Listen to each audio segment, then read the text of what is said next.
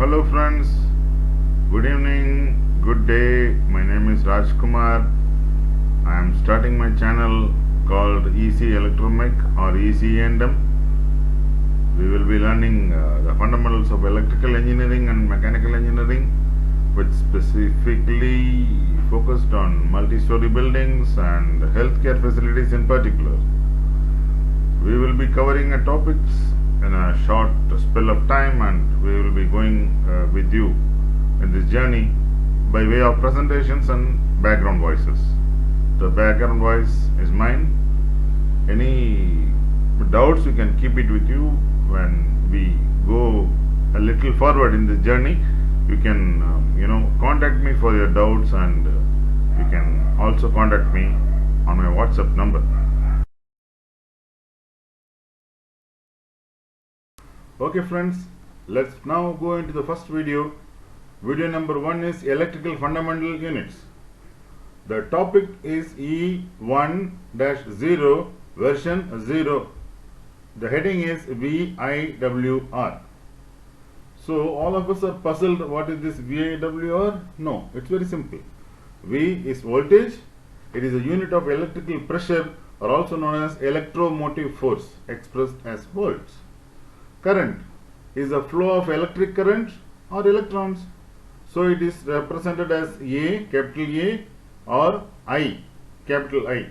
When you mention the units of any system international units or FPS units, CGS units, MKS units, the unit is represented as capital or small. It is very important. For example, kVA, the small k is used for K, VA is capital letters. What is kVA? I will tell you later on. Now watts. Watts is the simple product of voltage and current, and it is denoted as W. W is the watts, is the energy. Resistance is the opposition offered to the electric current. It is simply calculated voltage upon current. V by I is equal to R. The unit of resistance is ohms. The resistance is also fundamental property of each material. It is inversely proportional to conductance. Conductance is the ability to allow the electricity to flow. Resistance is the ability to stop the electricity from flowing.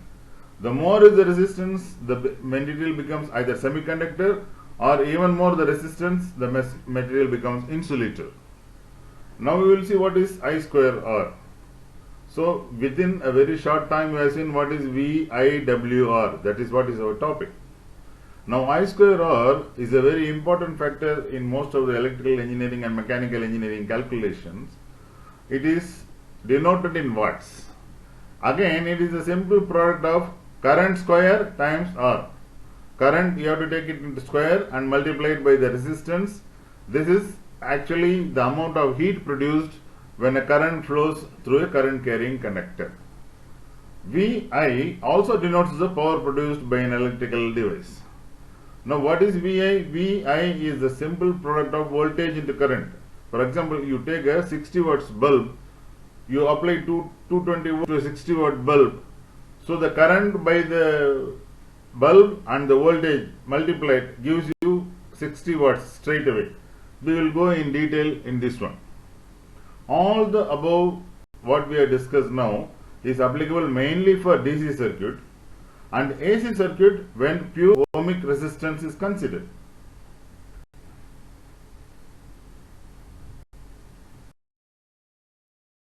Okay friends, now we will see what is this V-I-W-R chart.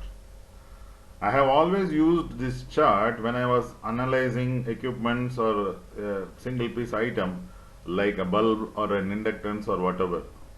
So you just make a chart like this, V-I-W-R and I square R. So normally you will get voltage and current or voltage and power of that particular item what you are going to analyze. So example, take the car bulb, what I have taken as a first example. I have taken a 12 volt 60 watts car bulb. So you only know two parameters. So you can calculate current by calculating W by V. W by V is current because Vi is equal to watts. Take the current to the opposite side, it becomes W by V is equal to I. So when I did that, it is just a simple division of 60 upon 12. 60 upon 12 is 5 amps, you can see it in the table. So now we know voltage, current and watts of the particular bulb. Now we can calculate the current of the bulb, resistance of the bulb. So what is resistance? I have already explained to you, is V by I is equal to R. V by I is equal to R. So just divide voltage by current, so the resistance of the bulb works out to be 2.4 ohms. Now I square R is just to check the answer. What current you have got? 5 amps. Square it and multiply it by resistance, you will get the watts. Please see the table and check it to yourself. One more example is the 230 volt 100 watts bulb. The same thing goes here. 100 by 230 gives you the current 0.43 amps. Then you can find out the resistance, voltage you know, I you know, divided by this one you get the resistance. Cross check it by doing the I square R. This is how you use this chart. So we have seen the various aspects of voltage, current, watts, that is power and resistance. Now we also learned how to manipulate it and how to find some of the other variables which are not known to us. Now you can see what we have done is all mathematics. Is not actually practical observation. So maths, though it plays a major role in engineering, we need to practically establish the calculations by conducting experiments, recording the values what we are getting and understanding what we see and observe. Let's see how do we do this. So friends, let's see how do we really do this in practice and observe our values and parameters. To do this, you need some equipments, small equipments. If you don't have all these equipments, don't worry. Later on, I will be posting a video of this particular experiment. I advise small children less than 15 years of age, don't do it alone. Don't do by yourself. You have some guide or you have your parents, with their permission only you do it. Any of the things related to electrical items, you should not do it without a supervision or guidance. For a tradesman, you take sufficient precaution, very clear of what you are doing, then only you do it. So what we need to carry out this particular experiment?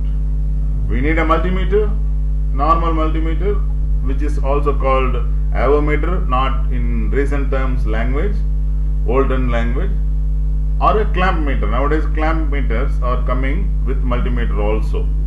I have so many good instruments. I will suggest you later on in the next presentation. We need a 12 volt bulb, as we have seen in our experiment, 12 volt 60 watts bulb. It can be a different wattage also. A pair of crocodile clips with wires, at least 4 square mm copper wire. Then you need to have your own V-I-W-R chart. You can make it in a rough paper with a pen or pencil. And you need a 12 volt battery. It can be the battery of your home inverter also. While dealing with battery, you should be very careful. You should never cut anything across the positive and negative terminal. Battery is an energy reservoir. It is a potentially dangerous item to deal with. You should be very careful while dealing the batteries. You should know many of the cars going into flames on the road is mainly due to the problem with the battery, or they use a wrong component. First the component burns, then the whole car burns. So you have to be very careful while dealing with the batteries. So let us go to the next slide and see what exactly we are going to do in this experiment. So let us start doing that experiment. Now before handling this multimeter, you should be very clear of what you are going to do and what mode you have to select in the multimeter. So I told you, in olden days the multimeter was known as avometer, that is AVO, avometer. A for amps, V for voltage, O for ohms, resistance. These three things were supposed to be measured by a multimeter, and even today it is the same. So when you measure the voltage, the multimeter is connected in parallel to the circuit. Very much clearly you remember it. That means you don't have to disturb any circuit to measure the voltage. Just put the multimeter in voltage mode and with appropriate range across the particular device where you are measuring the voltage. But if you are going to measure the current, always the current is connected, the ammeter is connected in series with the load. Then only you can measure the amps. So just be very clear. You are selecting the mode to current and appropriate range, and you are connecting it properly, positive and negative, if you are doing it with a DC circuit. Should be very clear on to this one. Before connecting the multimeter, have multiple checks. So when you measure ohms, there will be a battery inside the multimeter. It will produce a small voltage, and whatever is the resistance you are going to measure the value of it, you just put the probes across the resistance. So you can see the value of the resistance. So be very clear before connecting the multimeter in resistance mode that the particular device you are measuring the voltage, measuring the resistance, is not connected to any circuit. It should be potential free and hanging free in the air. The board or anything wherever you are measuring, it should be connected from both the ends and then disconnected. If it is connected, then disconnect it. Be very clear how you are going to use the multimeter, in what mode you are going to use the multimeter. So select the resistance mode in multimeter and check the resistance of the bulb filament. Make sure to check out for the common terminal in a car bulb, because there will be a bright and dip position. People say dim dip. It is not dim dip actually. It is bright and dip, DIP, dip. They are dipping the headlights, not dimming the headlights. Of course there is a little power difference, but the appropriate use is dip, not dim. Now then record the resistance value in your chart. Earlier chart when we have done it by calculation. Now we are doing our measurement and observation, and we are then recording the value. Now then connect the crocodile clips. They will be already with the leads, red and black. Red to positive, black to negative. Be very clear to do this one. At the same time, keep the other end of the crocodile clips, the wires, well apart from each other. As I told you already, battery is an energy reservoir. It's very dangerous to touch both the leads when directly connected to batteries. The leads may melt away. Sometimes the battery terminals will melt away because they are made of lead. The melting point of the lead is very less. Connect the red wire from the battery to one end of the bulb through a suitable switch. It can be just an automobile switch from the shop you can buy, and you can connect it through the switch.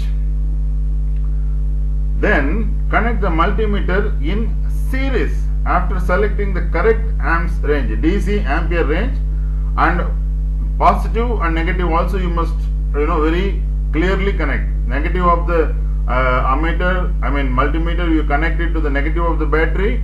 Positive of the ammeter, you connect it to one end of the bulb, because the other end is already connected to positive. So now you have only connected, it is not switched on. Okay, switching is very important in electrical engineering. So I don't advise you to do anything without connecting a proper switch or a protective device. Protective device is a circuit breaker or fuse. For this experiment it is a handy kind of thing, so I am not strongly suggesting any fuse or circuit breaker, but it is advisable to have a circuit breaker also. Now switch on and record the current. Note the current in the chart.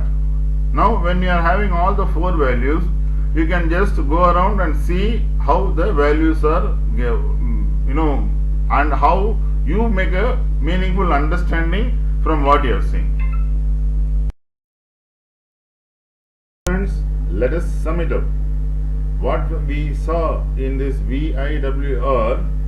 and the chart is that we had V and W values and we calculated I and R values, that is mathematically, and then we experimented, connected a battery, bulb, ammeter and things like that, and we measured current, and with an ammeter, I mean ohmmeter or multimeter, we measured the resistance of the bulb.